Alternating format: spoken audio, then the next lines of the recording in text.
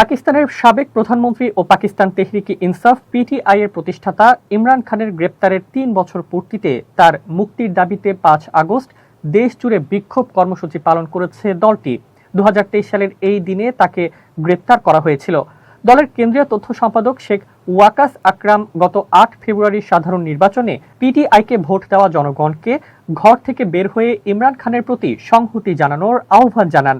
একই সঙ্গে তিনি শান্তিপূর্ণভাবে বিক্ষোভে অংশ নিয়ে গণতন্ত্র, সংবিধান, আইনের শাসন ও ভোটাধিকারের পক্ষে অবস্থান নেওয়ার আহ্বান জানান। এদিকে মঙ্গলবার ইমরান খানের বোনেরা ও পিটিআইয়ের আইনজীবীরা আদিয়ালা কারাগারে গেলেও তাদের সঙ্গে সাক্ষাতের অনুমতি দেওয়া হয়নি।